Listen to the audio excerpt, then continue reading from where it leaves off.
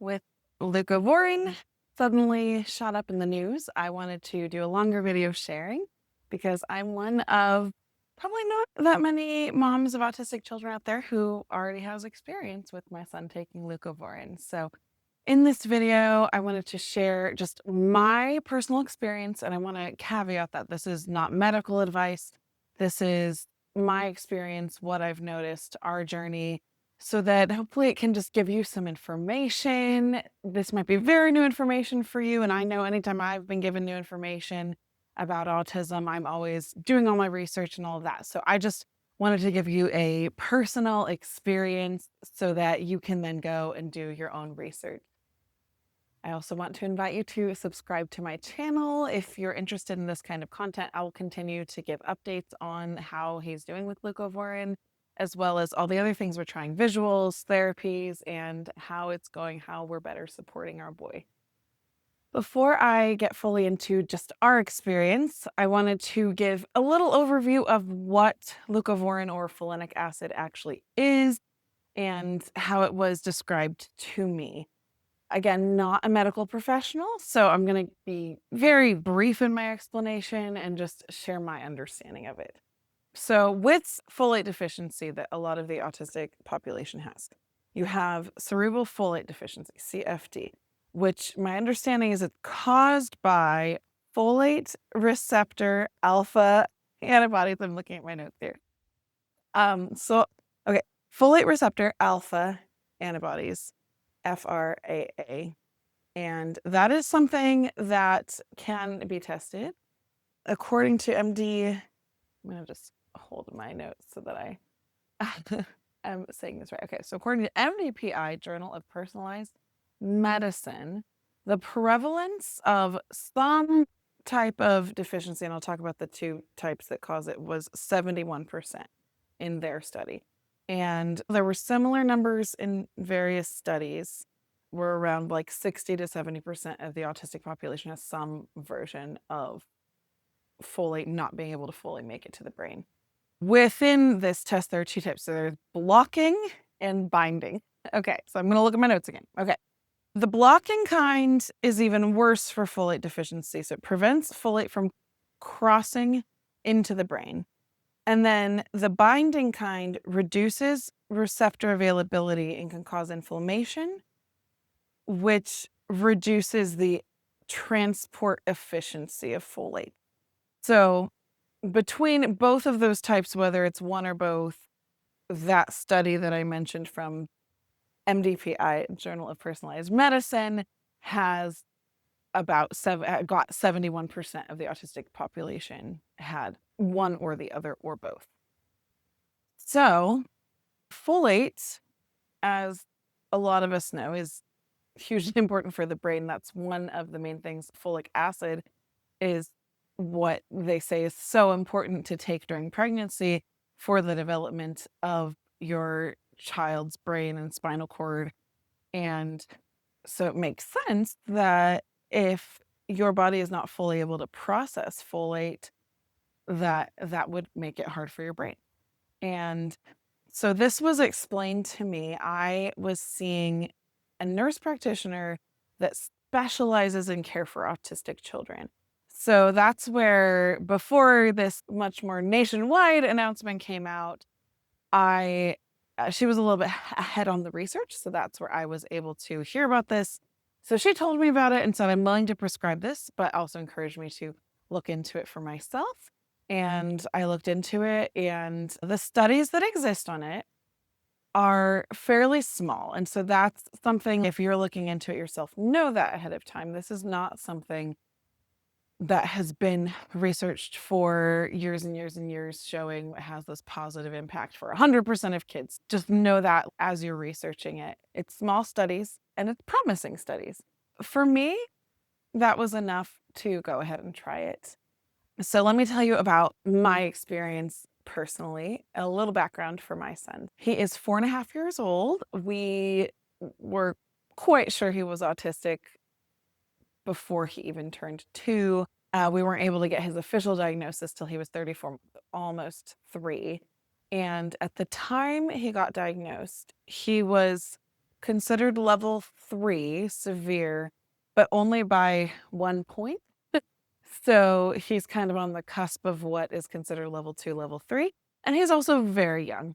And so we don't know where ultimately he would land on the spectrum. But just to give a little background, because as we know, the spectrum is so huge and there's people with such different experiences personally and for their own children.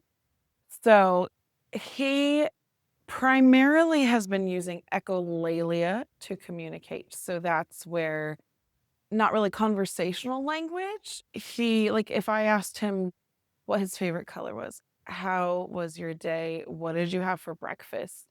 He is not at this time able to answer those questions.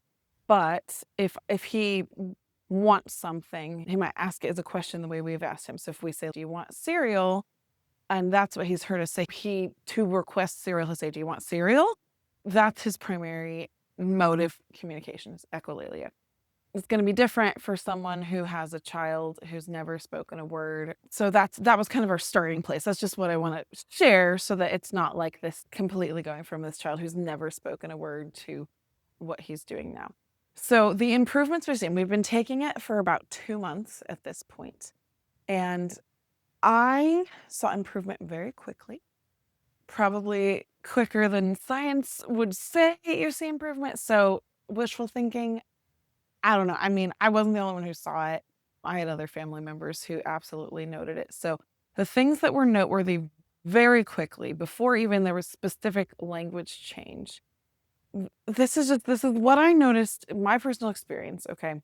Within a few days, he almost just woke up a little bit. I don't know how else to describe it. He never had problems completely with eye contact.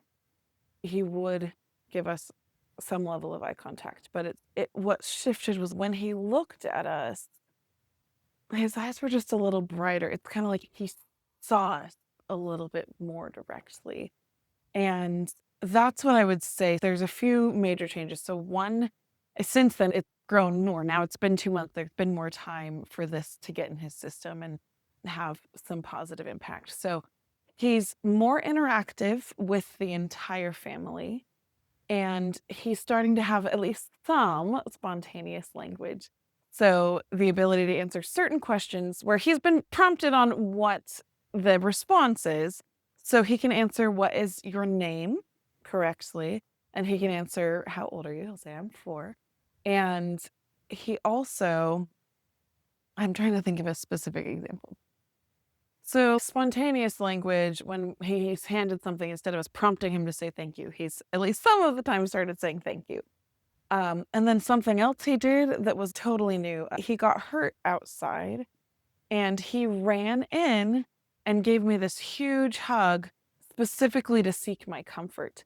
And usually what he would do before is if he gets hurt, he'll start crying and we obviously rush out and go comfort him, but he wouldn't seek us out for comfort. So it was the first time he'd specifically connected, "Oh, mommy is there and will be there to help me and comfort me." And it was a really beautiful moment for us. Other specific things, he always loved music. So it's not that he had never sung before, but he has been singing more and he has actually been doing songs with us. So that is a new thing, to actually do it at the same time as us and with us. So all this to say, these are positive changes that we have noticed.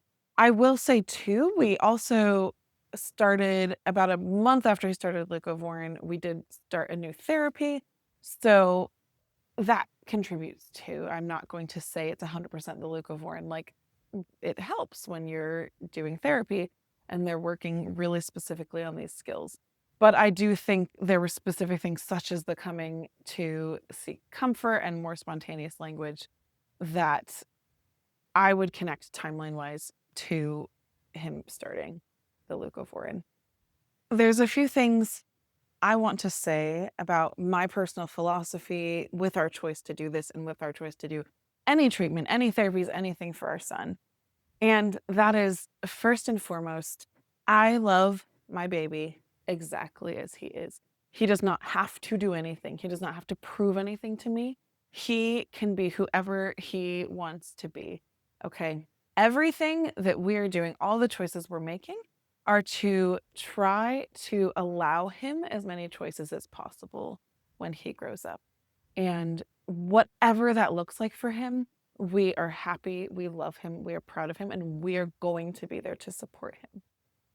So if you are someone who is looking into this and researching that, I encourage you to think about it on those terms. How can we, rather than trying to take autism away, how can we use a tool like this to support our autistic children? If anyone has a deficiency of a vital nutrient, it makes sense to try to help give them that nutrient back, right? And so to me, that made total sense. Just as I give my kids multivitamins, and if this particular vitamin isn't getting to his brain and this is a way to help it get to his brain, that seemed like a good thing. But I want to challenge you to not just think of this as a miracle cure or something like that. Like, our children are autistic and our job is to support them. And I understand that it can feel very desperate. And when this medicine, when I heard about it, a possibility to help, I was very excited, and I had this feeling of willingness to do anything. And even initially, the pharmacy didn't have our correct insurance, so I think it was gonna be like $200 or something when you get the text of like, "Oh, you owe this much and your prescription's ready." And I was like, "Oh my gosh." And I was like, "Okay, we're gonna figure out how to do this. I want to try this for him. Worth it, whatever the cost." And luckily, we were able to update our insurance and the copay ended up being $5. And that is one of the really great things about this particular medication. It has been around for very, very long time for a totally different use, which was chemotherapy support.